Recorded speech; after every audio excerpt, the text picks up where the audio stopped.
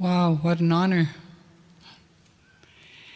I would like to express my deepest gratitude to the indigenous of this land and to the ancients of this land for the honor of being here. It's wonderful. I'd also humbly ask their permission to do this closing ceremony on behalf of all the ancients of Lemuria that I represent.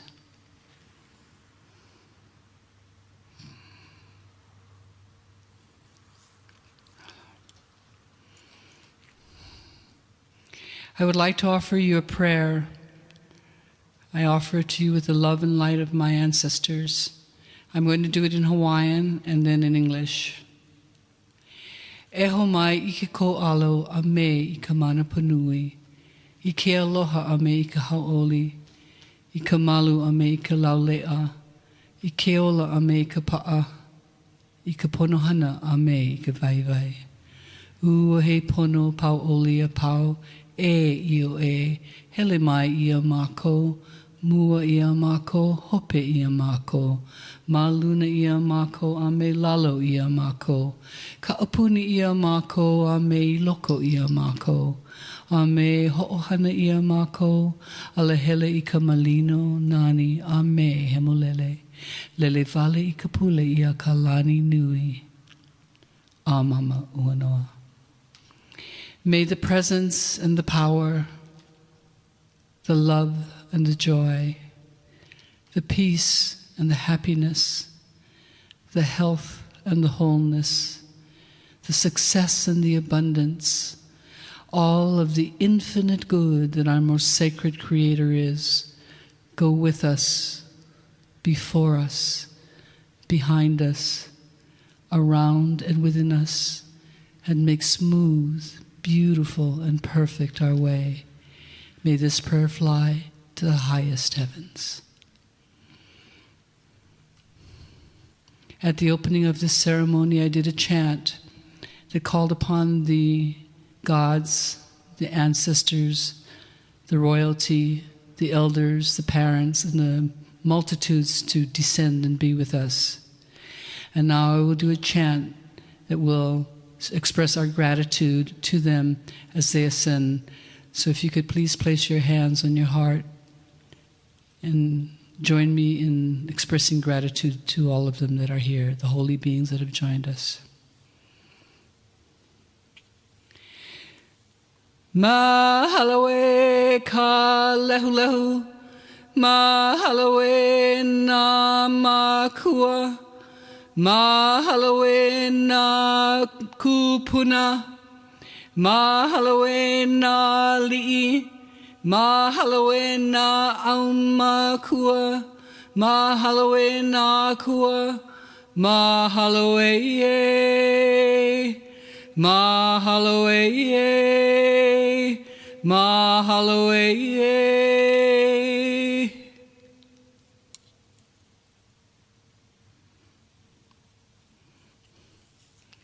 With all of the love in my heart, I thank you for what you have given me with the beautiful light that all of you carry. You are magnificent.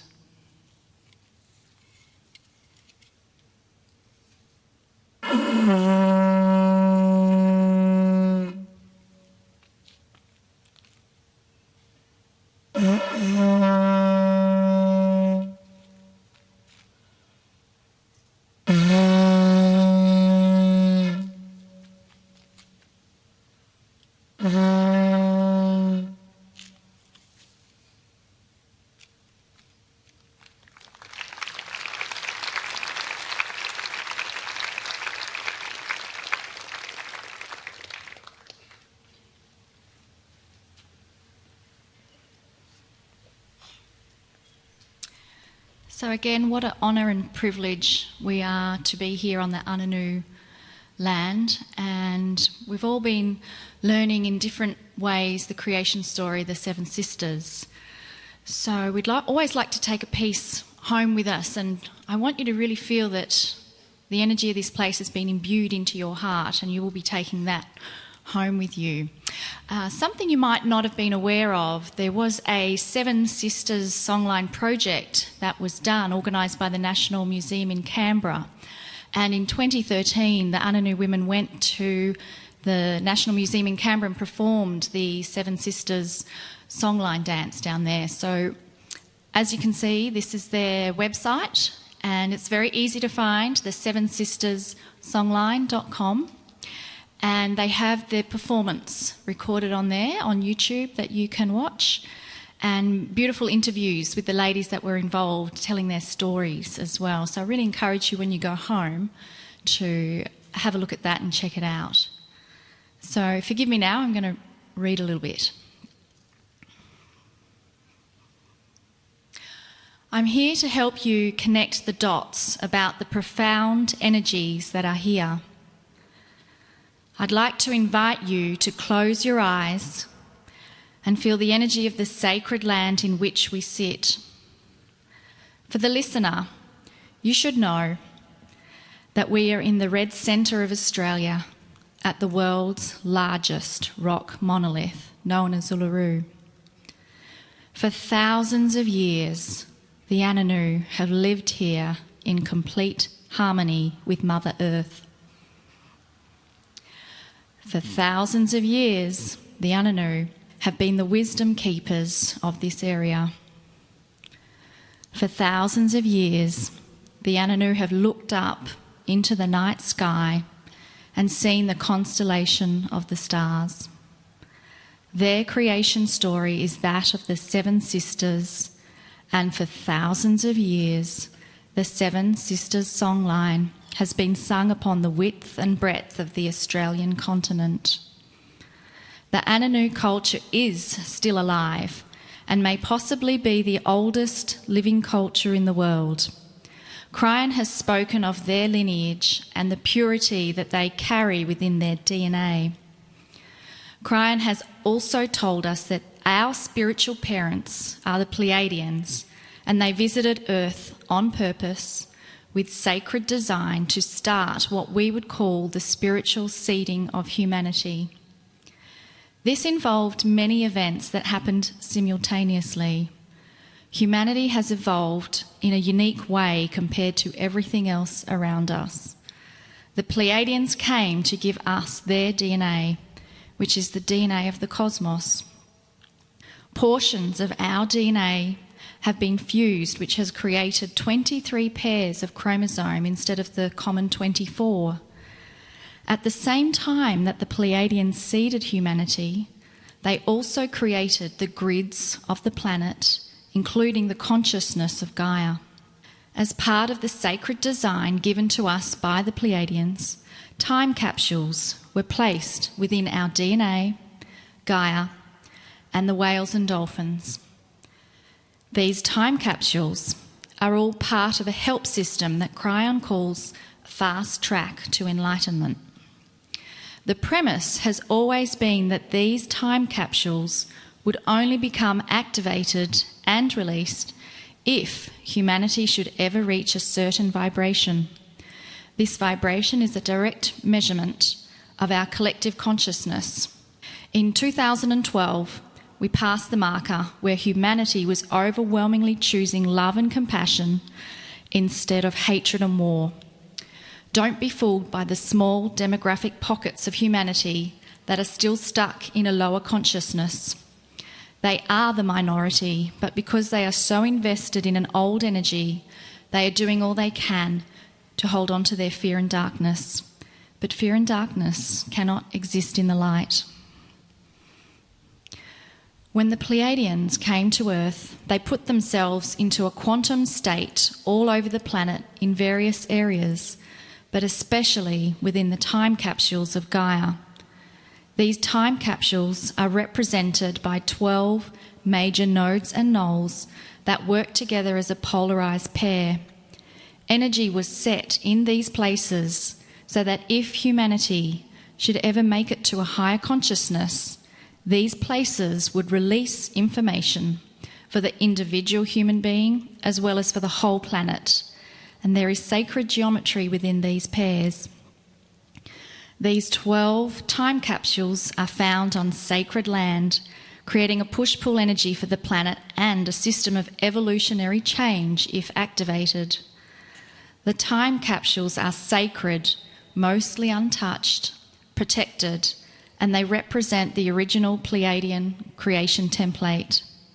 Uluru represents one of the 12 sacred sites where the time capsules exist. For over 40,000 years, the Ananu have carried this lineage within their DNA. Kryon has described their DNA as being only one step removed from the Pleiadians, making them seers of the earth in a way that is difficult to describe. They have remained pure due to their remote location and isolation on the planet. The other 11 sites have had populations whose bloodlines have become diluted and dispersed through free choice. These 12 time capsules have been designed to receive the push-pull energy that is being transmitted from the great central source.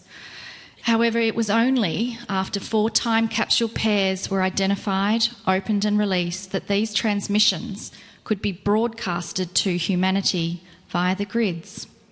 During Dr. Todd Overkaity's creation choir, Kryon identified the 5th time capsule, which has now been activated and joined the others in broadcasting spiritual information to the grids. This time capsule is represented by Uluru, a node, and Mount Logan in Canada, the knoll. These 5 time capsules are now enhancing the delivery of new tools towards spiritual evolution.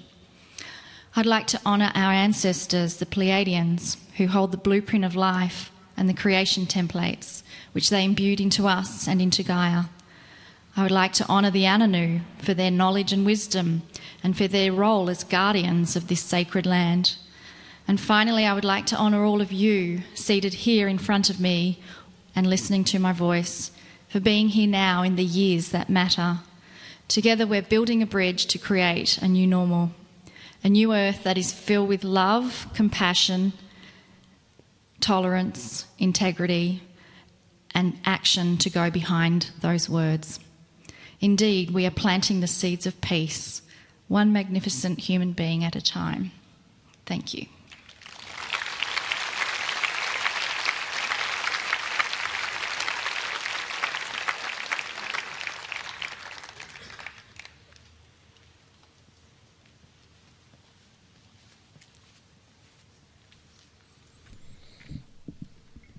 That was amazing, huh?